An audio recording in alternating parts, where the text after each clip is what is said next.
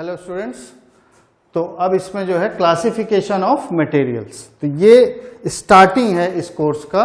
इसमें जो है अलग अलग तरीके के जो इलेक्ट्रिकल फील्ड में जो मटेरियल हम लोग यूज करते हैं उसकी एक सेट ऑफ प्रॉपर्टीज हैं और हम लोग उसको जो है एक क्लासिफाई करते हैं, कैटेगराइज करते हैं कि ये कंडक्टर है, ये इंसुलेटर है, ये सेमीकंडक्टर है।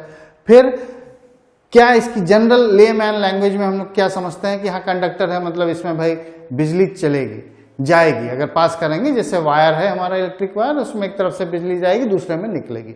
इंसुलेटर एक तरफ से हम उसको जो है अगर बिजली करते हैं तो दूसरी तरफ उसमें नहीं जाएगी, वो इंसुलेट कर देगा। सेमीकंडक्टर बीच की कोई चीज, जो इलेक्ट्रॉनिक्स में हम लोग काफी ज्यादा सेमीकंडक्टर यूज कर, तो इसी का क्लासिफिकेशन है। फिर ये है कि वो मटेरियल कंडक्टर क्यों है ना, मतलब एटॉमिक स्ट्रक्चर या उसके इलेक्ट्रॉन ऐसा है या क्या चीज है उसके अंदर, तो वो हम लोग थोड़ा देखना चाहेंगे कि वो इंसुलेटर क्यों है, वो क्यों भाई बिजली आगे पीछे नहीं कर पाता, क्यों उससे बिजली नहीं चल पाती है।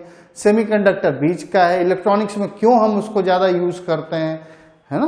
तो इसी तरीके से ये क्लासिफिकेशन ऑफ मटेरियल्स, इसमें हम लोग ये डील करेंगे। ओके, अब आप देखो तो इसमें जो है कंडक्टर है हमारे पास, इंसुलेटर है, सेमीकंडक्टर है। इलेक्ट्रिकल इलेक्ट्रॉनिक्स मटेरियल में जनरली यही तीन कैटेगरी होती हैं और इसके अंदर भी कई तरीके के, मतलब कंडक्टर भी कई तरीके के हैं। कोई जिसकी रेजिस्टिविटी बहुत कम है, किसकी रेजिस्टिविटी थोड़ी ज्यादा है। इसी तरीके से इंसुलेटर, कोई अच्छा इंसुलेटर है, कोई अच्छा नहीं है, उसमें जो है ब्रेकडाउन बहुत ज्यादा वोल्टेज पे होता है, किसी पे ब्रेकडाउन जल्दी हो जाता है। उसी तरीके से सेमीकंडक्टर है आपका, जैसे सिलिकॉन हुआ, जर्मेनियम हुआ, तो इसमें जो है आपकी फिर अनडोप्ड है, डोप्ड है, डोप्ड में पी टाइप है, एन टाइप है, फिर वो यही सब चीजें हम लोग इसमें आगे देखेंगे। तो जनरल अभी देखते हैं हम लोग, इस तरीके से हम लोग कैटेगराइज या क्लासिफाई कर सकते हैं। कंडक्टिंग हो गया, सेमी कंडक्टिंग हो गया और इंसुलेटिंग मटेरियल हो, मतलब दो रेंज है। एक तरफ कंडक्टर है जिसमें बहुत अच्छे से बिजली जाएगी, एक तरफ इंसुलेटर है जिसमें भाई बिल्कुल भी वो बिजली पास नहीं होने देगा। तो इसको हम लोग इसी प्रॉपर्टी को हम लोग एक्सप्लॉइट करते हैं कि अगर दो कंडक्टर हैं उसके बीच में एक इंसुलेटर लगा देते हैं ताकि शॉर्ट ना हो। ठीक है, वायर में भी आप देखिए ऊपर जो है मतलब जो इंसुलेटिंग शीट लगी रहती है, इंसुलेटिंग टेप होते हैं, तो वो इसीलिए होता है कि अगर कोई टच करे तो उसमें जो है आपको बिजली ना लगे। और सेमीकंडक्टर बीच में। Okay, explanation with reference to atomic structure and energy bands. फिर हम इसको समझने की कोशिश करेंगे एटॉमिक स्ट्रक्चर से कि क्यों वो इंसुलेटर है, क्यों वो कंडक्टर है, और उसके बाद एनर्जी बैंड से कि कैसे उसकी एनर्जी बैंड है और कैसे हम जो है इसको, ये कंडक्टर की कैटेगरी में आएगा, ये इंसुलेटर की कैटेगरी में आएगा। तो हम इसको दो तरीके से समझने की कोशिश करेंगे कि एटॉमिक स्ट्रक्चर से कैसे फर्क पड़ता है। जो बोर मॉडल आपने सुना होगा कि एक न्यूक्लियस होता है, फिर बाहर उसके अंदर प्रोटॉन न्यूट्रॉन होते हैं, फिर इलेक्ट्रॉन होता है, तो कंडक्टर्स का किस तरीके का कॉन्फ़िगरेशन होता है, उसके बाद इंसुलेटर का किस तरीके का कॉन्फ़िगरेशन होता है, सेमीकंडक्टर का एटॉमिक स्ट्रक्चर कैसा होता है।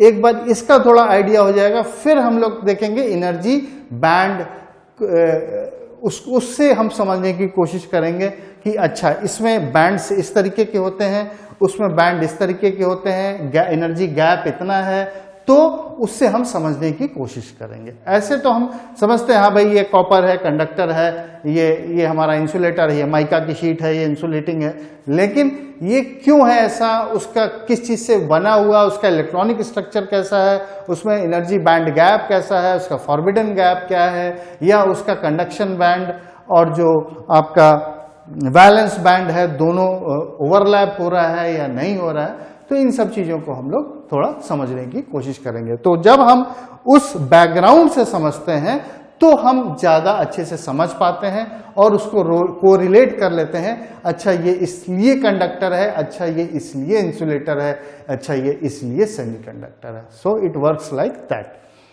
So engineering materials are important in everyday life because of their versatile structural properties.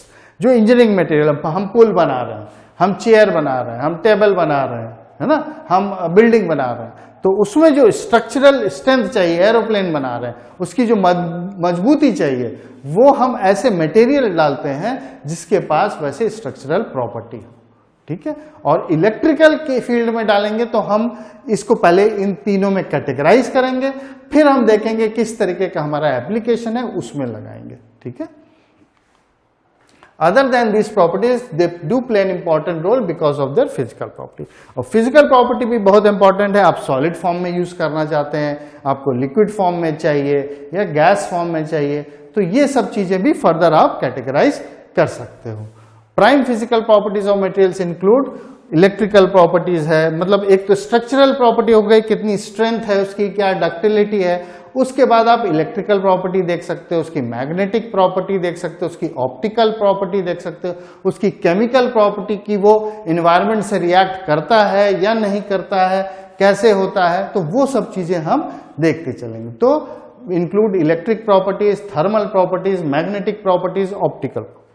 अब आपने कोई इंसुलेटर है आपका, वो हीट अप हो गया, हीट अप हो गया तो अब जो है वो हीट कंडक्ट नहीं कर पा रहा, तो थर्मल प्रॉपर्टी आपको देखनी पड़ेगी। ऐसा मटेरियल लगाइए जो इंसुलेटर भी हो, मतलब इलेक्ट्रिकल हीट को आपको, इलेक्ट्रिकल जो आपकी करंट है उसको तो रोकेगा, दैट इज ओके, बट जो हीट प्रोड्यूस हुई है अगर उसको वो डिसिपेट भी कर पाए, तो आपको वहां थर्मल कंडक्टिविटी देखनी पड़ेगी।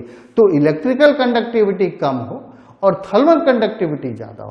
तो कहने का मतलब यह है कि अपार्ट फ्रॉम स्ट्रक्चरल प्रॉपर्टीज, आपको magnetic property, electrical property, optical, thermal, इस तरीके की प्रॉपर्टी भी देखनी पड़ेगी।